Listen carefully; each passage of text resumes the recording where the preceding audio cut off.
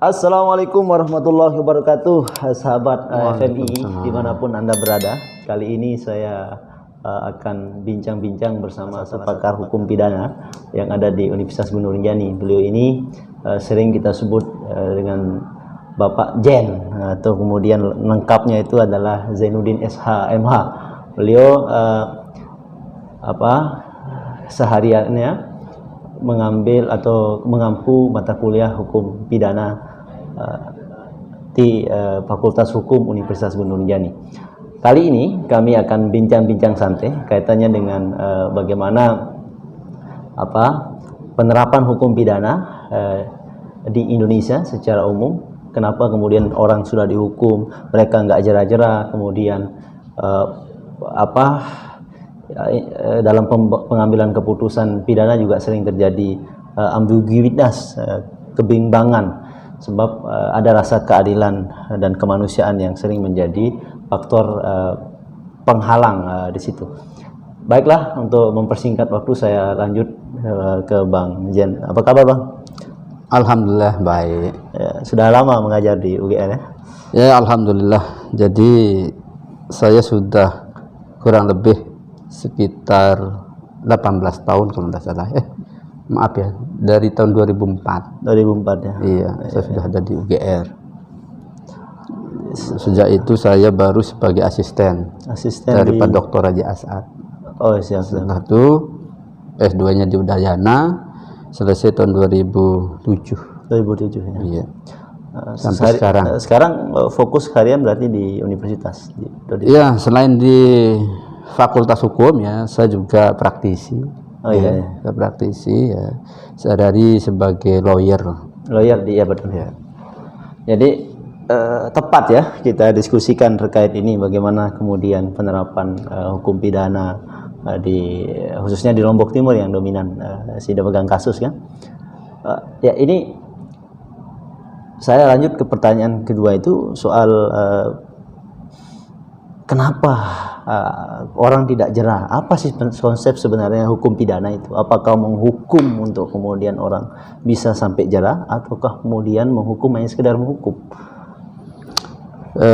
Baik, jadi kalau kita lihat di dalam hukum pidana ya, pertama bisa kita lihat dari sisi tujuan penghukuman itu sendiri ya.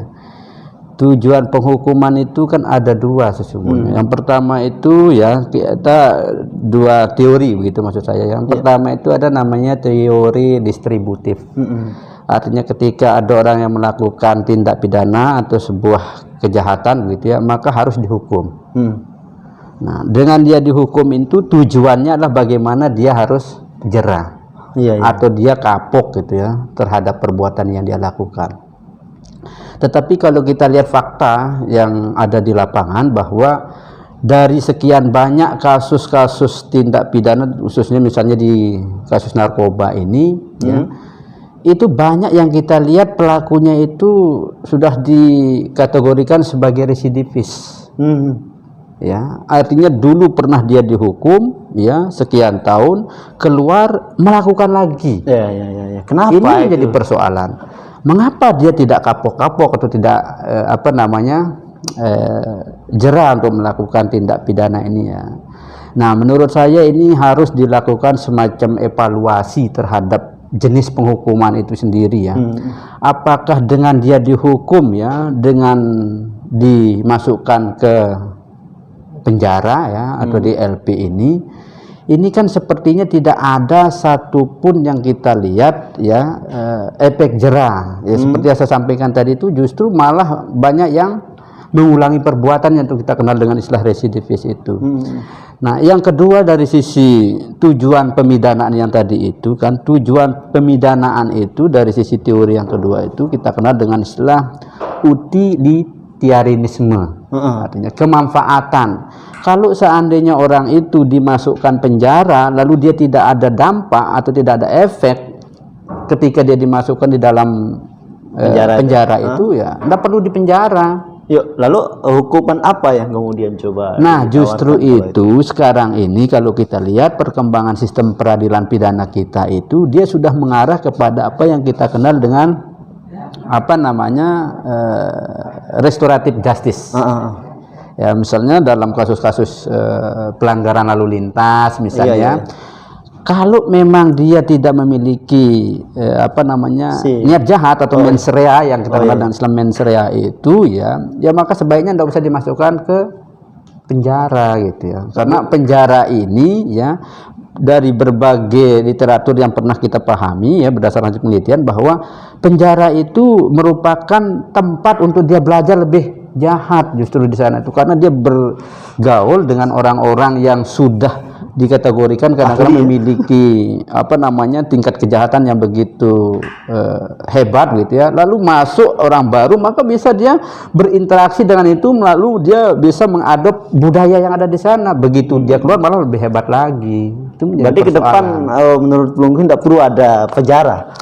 Nah kalau kita lihat dari hal itu, jika misalnya tidak ada efek jerah, mengapa harus ada penjara? Ya, kalau misalnya kita lihat sebagai contoh, misalnya dalam kasusnya Budi, apa namanya siapa? Budiman ya, Freddy Budiman ya. Freddy Budiman itu dia sudah dihukum mati. Seharusnya dengan adanya pelaku terdahulu yang sudah melakukan tindak pidana di bidang narkoba ini dihukum mati, seharusnya orang-orang yang di belakang ini seharusnya takut terhadap hukuman itu. Tetapi hal ini tidak menjadikan orang-orang itu takut sama sekali. Justru yang kita dengar semakin meningkat. Semakin meningkat.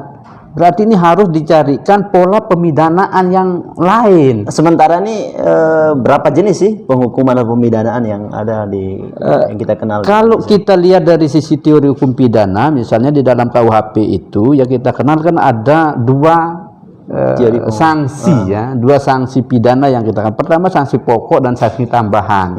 Ya, misalnya kalau sanksi pokok itu diatur di dalam pasal 10 itu pertama ada namanya pidana mati.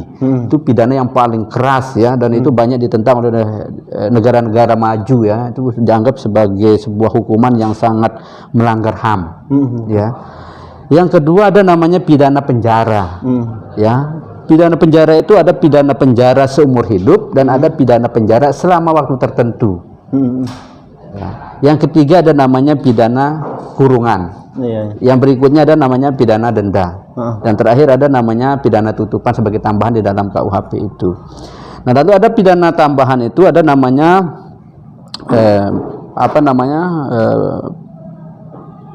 pengumuman putusan hakim. Ya, yang kedua itu ada namanya pidana tambahan dalam bentuk pencabutan hak-hak tertentu, misalnya hak politik atau hak politik ya, berhak untuk memilih dan dipilih itu juga bisa dicabut, dan ada namanya putusan pengumuman hakim.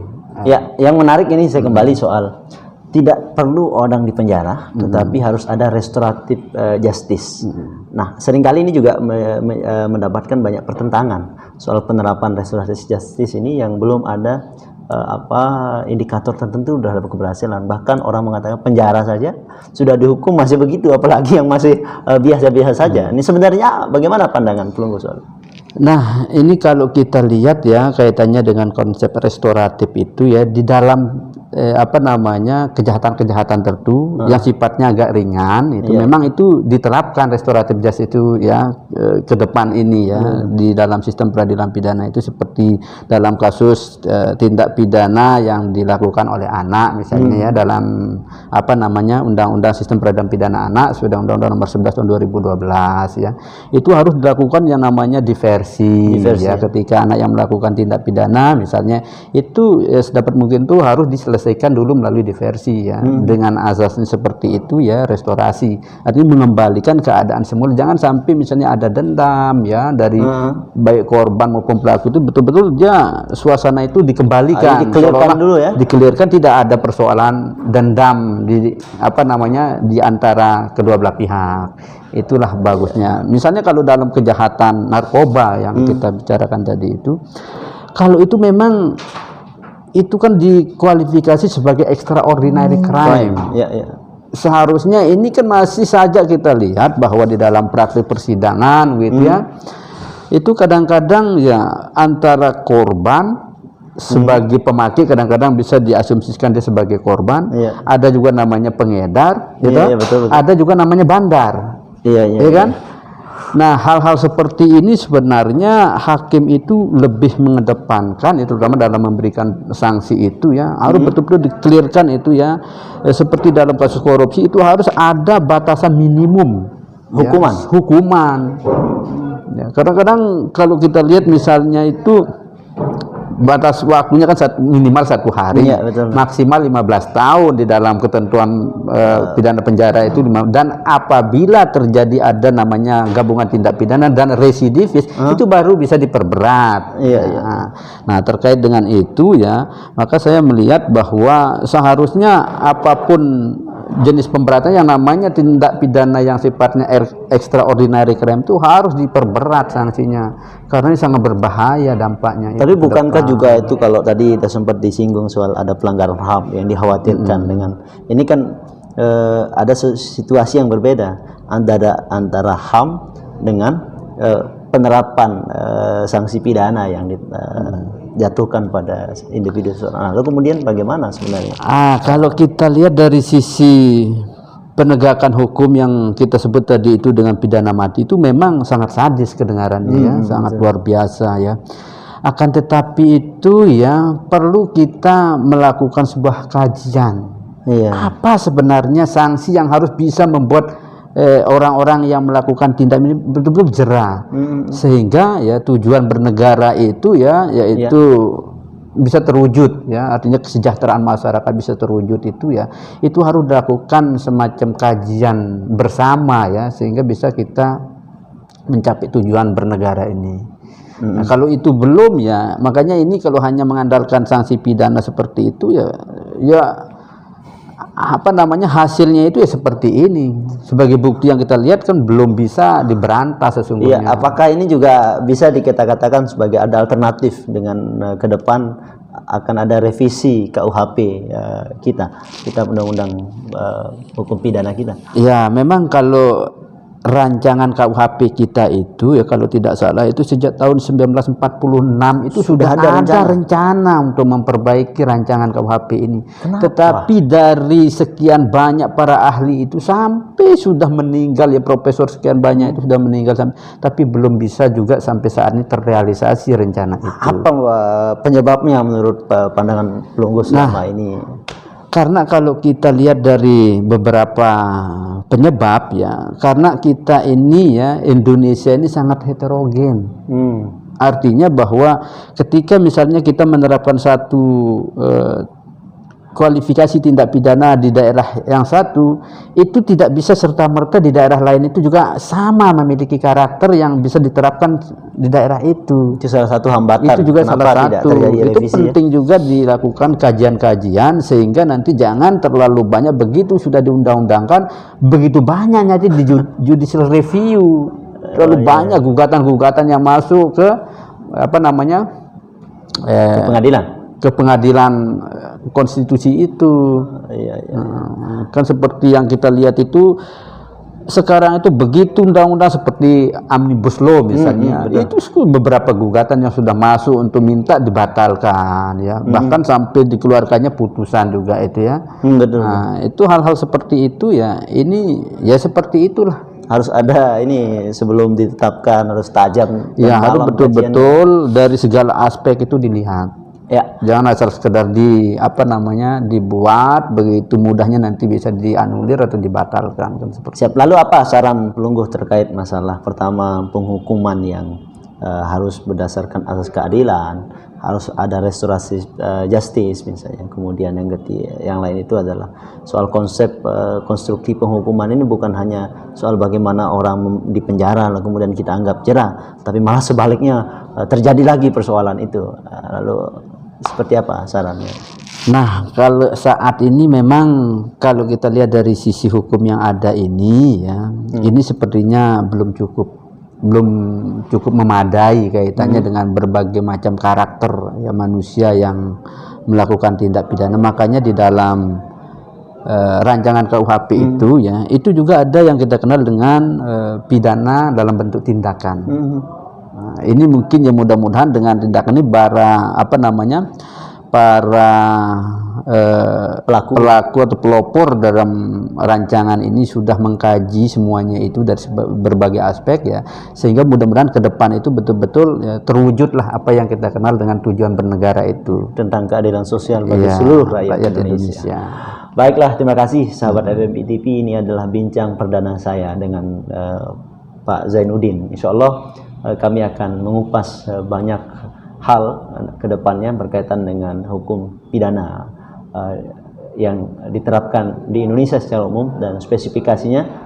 Insya Allah nanti kita akan bedah soal bagaimana penghukuman atau penerapan hukum pidana di Kabupaten Lombok Timur. Tentu tunggu kami pada sesi selanjutnya. Terima kasih. Billahi taufiq wal hidayah. Assalamualaikum warahmatullahi wabarakatuh. Waalaikumsalam warahmatullahi wabarakatuh.